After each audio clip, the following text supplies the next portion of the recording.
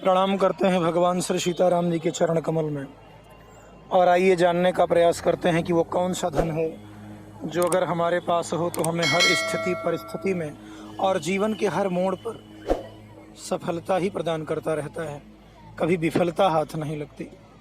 और इसके लिए हमें एक नज़र रामायण पर डालना पड़ता है। रामायण में दो प्रमुख पात्र हैं, भगवान श्री राम और रावण। बाकी जो कुछ है इनसे संबंधित हैं, मुख्य यही दो लोग हैं। और अगर इन दोनों के जीवन पर, दिनचर्या पर एक तुलनात्मक दृष्टि हम डालें, बड़ी अच्छी चर्चा है, जीवन का हर उद्देश्य समझा देने वाली है।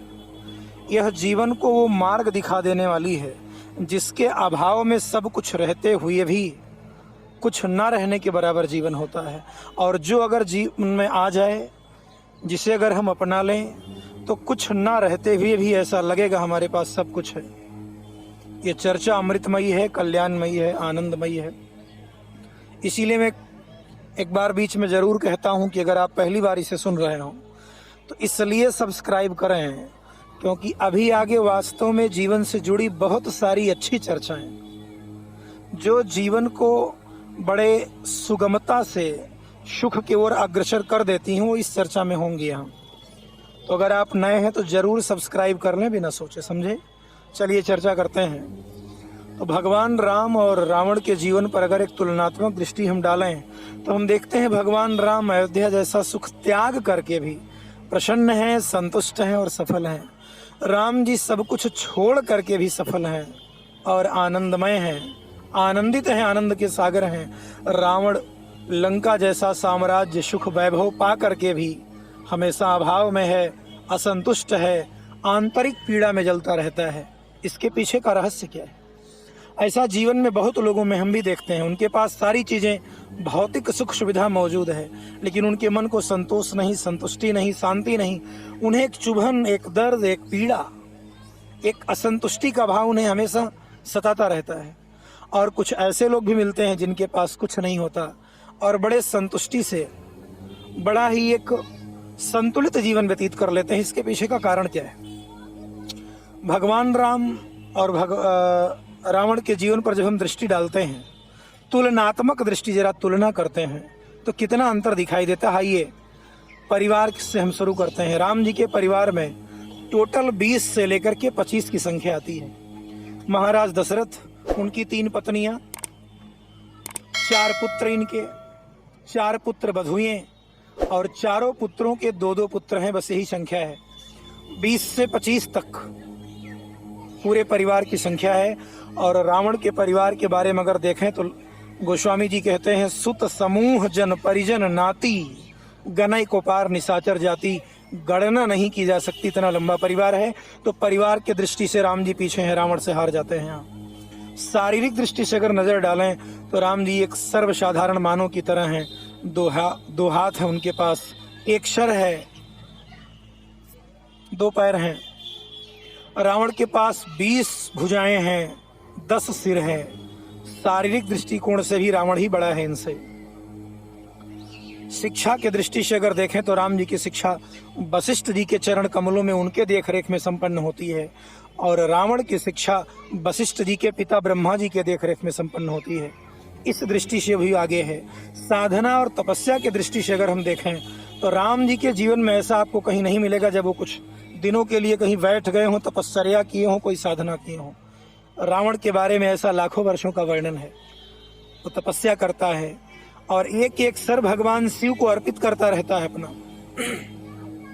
तपस्या और साधना की दृष्टि से भी वो आगे दिखाई देता है। भौतिक सुख सुविधा की दृष्टि से देखें, राम जी अयोध्या के राजमहल में रहते हैं, जो एक सभी राजा की तरह का उनका भी महल, उनकी भी व्यवस्था है जो किसी राजा के पास होती है। रावण स्वर्णमयी लंका में रहता है। रावण की लंका स्वर्णिम है। इंद्र के अमरावती से बेहतर व्यवस्था, सुख सुविधा उसके यहाँ उपलब्ध है। हर दृष्टिकोण से आप कहीं नजर डालेंगे तो रावण राम जी से कहीं आगे मिलेगा। चाहे वो लौकिक सुख हो, सांसारिक उपलब्धि हो, भौतिकता के मामले में, शारीरिक रूप से, हर तरह से। लेकिन मात्र एक गुण ऐसा है जहां राम जी इतनी ऊंचाई पर हो जाते हैं जिसकी कल्पना कोई नहीं कर सकता, और रावण इतनी गहराई में चला जा सकता है जिसका भी अंदाजा नहीं लगाया जा सकता। और वह फर्क है चरित्र का। जब चरित्र की बात आती है, बड़े गौर से सुनिएगा, राम जी यहीं आगे हो जाते हैं।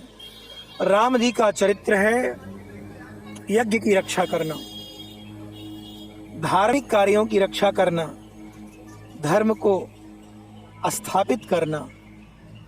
राम जी बचपन में ही विश्वामित्र जी के साथ यज्ञ रक्षा के लिए जाते हैं, और रावण यज्ञ विध्वंसक है, यज्ञ नष्ट करवाता है, यज्ञ विध्वंस करवाता है।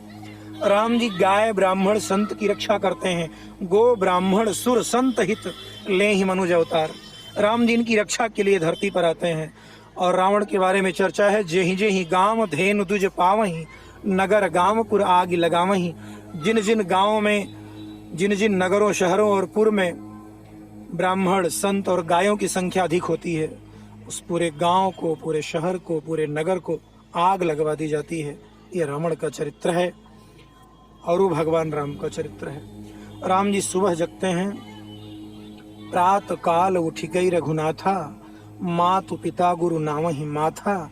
माता पिता गुरु को प्रणाम करते हैं और आयस मांग करहि पुर काजा।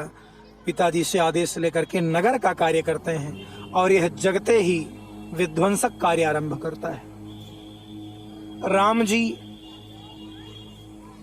बड़े बूढ़ों का सम्मान करते हैं। रावण को बड़े बूढ़े असहायों से बात करने का तौर तरीका तक नहीं पता। ये उन सबको सताता है, सबको प्रताड़ित करता है। राम जी कहीं वेद पुराण शास्त्र की चर्चा होती है तो सतर्क सावधानी के साथ बड़े आदर भाव से श्रवण करते हैं। रामायण में चर्चा है इसकी। वेद पुराण वशिष्ठ वखानहि, सुनहि राम यद्यपि सब जानहि। राम जी सब जानते हैं फिर भी श्रवण करते हैं, क्योंकि इन्हें श्रवण करने में भी जीवन का आनंद है। और रावण ऐसा कुछ नहीं है। राम जी के बारे में लिखा, वेद पुराण सुनहि मन लाई, आप कहीं अनुजहि समुझाई। स्वयं तो मन लगा करके सुनते ही हैं, बाद में वही चर्चा अपने भाइयों को बिठाकर उन्हें श्रवण कराते हैं समझा करके। और रावण की चर्चा है कि ही बहुविधि त्रासई देश निकासई कहे वेद पुराण। अगर कोई वेद पुराण शास्त्रों की चर्चा करता है तो उसे प्रताड़ित करके वो देश से निकाल देता है। ये रावण का चरित्र है। और मात्र चरित्र के बल पर, सब कुछ के बावजूद, सब कुछ होने के बावजूद रावण हारता है। और इस एक चरित्र के गुण के बल पर कुछ ना होते हुए भी राम जी जीतते हैं उससे। भगवान राम के अवतार का उद्देश्य ईश्वरत्व तो दिखाना नहीं है, बल्कि एक सर्वसाधारण मानव की तरह आचरण करते हुए हम मानवों के सामने एक आदर्श प्रस्तुत करना है, जिस पर चल करके, जिसे जीवन में अपना करके कोई भी साधारण मानव जीवन में रावण जैसे अत्याचारी का सामना करके जीत भी सकता है और सफल भी हो सकता है। अगर हमारे अंदर भी राम का गुण, राम का चरित्र, राम का आदर्श, राम का दर्शन आ जाए तो अभाव में भी हम स्वभाव से नहीं भटकेंगे। कुछ ना रहते हुए भी सब कुछ पा लेने का आनंद होगा। और अगर रावण का चरित्र जरा सा घुसा तो सब कुछ होने के बावजूद भी अपूर्णता का कांटा जीवन भर चुभेगा, कभी हमें शांति और संतुष्टि से नहीं रहने देगा। और अगर राम जी का चरित्र जीवन में लाना है, अभी आपने सुना वेद पुराण सुनहि मन लाई, तो हमें भी अपने युवाओं और बच्चों को यह प्रेरणा देनी चाहिए कि वह वेद पुराण शास्त्रों की चर्चाओं को मन लगा के सुने। आज संसार में क्या कोई एक बड़ा भाई इस तरह का है जो अपने छोटे भाइयों को बिठा करके शास्त्रों की चर्चा करता हो? राम जी खुद सुनते हैं, उन्हें सुनाते हैं। और अगर हमें ऐसा बनना है तो हमें चरित्रवान बनना होगा, और चरित्रवान बनने के लिए चरित्रवान व्यक्ति का साथ भी होना चाहिए। इसमें सबसे अहम भूमिका विद्यालय निभा सकता है। अगर विद्यालय के अध्यापक मूल्यों को जानते हों और चरित्रवान हो, तब अध्यापक ही अगर इस गुण से अनभिज्ञ होगा तो वो बच्चों में कहाँ से ऐसे गुण का रोपण कर पाएगा। इसलिए अध्यापकों में इस तरह का गुण होना चाहिए। और अगर हमारी आने वाली पीढ़ी, हमारी युवा वर्ग, विद्यार्थियों में यह गुण आ जाए तो कौन उनके सामने नहीं झुकेगा। रावण जैसा ताताई झुक गया उनके सामने, सारी दुनिया झुक जाएगी इनके सामने। हमें अगर चरित्र को मजबूत करना है तो रामचरित्र सुनना ही होगा और चरित्रवान व्यक्ति का साथ करना पड़ेगा। कुछ लोग आपसे कहेंगे नहीं केवल शास्त्र पढ़ के काम चलेगा, कतई गलत है, ये एकदम गलत है। आप बताओ, बहुत सारे लोग कहते हैं हम परिश्रम करेंगे तो पैसे अपने आप आ जाएंगे, लेकिन परिश्रम जब सार्थक दिशा में दशा में करेंगे तब तो आएंगे। कोई कहते हैं मैं मेहनती हूँ, मेहनत करूंगा तो धन मिलेगा। आप मेहनत करेंगे कहाँ? आप चले जाइए सुबह से शाम तक किसी बगीचे में खड़े हो जाइए, गड्ढा खोदिए, मैं मेहनत कर रहा हूँ। किसके लिए कर रहे हैं? किसके कहने पर कर रहे हैं? कौन सा धन आपको मिल जाएगा? अरे किसी के यहाँ करेंगे, किसी कहने पर करेंगे, तब तो आपको धन देगा।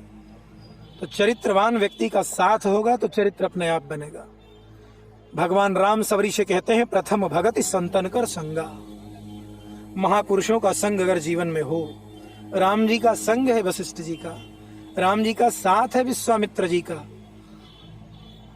अचानक अनायास ये सारे गुण उनमें नहीं आ जाते। अपने आदर्श से उन्होंने दिखाया कि संत महापुरुषों का संग जीवन में अगर है तो जीवन को उन्नति की तरफ जाने से कोई रोक नहीं सकता। और आज इस भौतिक चकाचौंध में चाहते तो हम लोग भी वही सुख हैं, वही उन्नति है जो भगवान राम के पास है, लेकिन मार्ग राम जी का नहीं है हमारा। आप उस रास्ते पर एक कदम बढ़ा के तो देखिए, दुनिया अपने आप नतमस्तक होगी, सफलता खुद चल करके आएगी।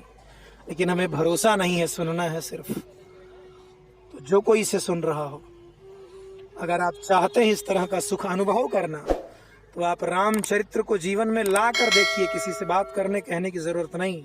आपका जीवन कहाँ होगा, किस संतुष्टि का अनुभव आप करेंगे, जो जिह्वा से बोलकर नहीं बताया जा सकता। और समझ में शायद आ भी गया होगा। तो चरित्र मजबूत करना है तो हमें रामचरित्र से प्रेम करना ही होगा और चरित्रवान व्यक्तियों का साथ करना होगा। आज यहीं तक, धन्यवाद। पुनः अगली बार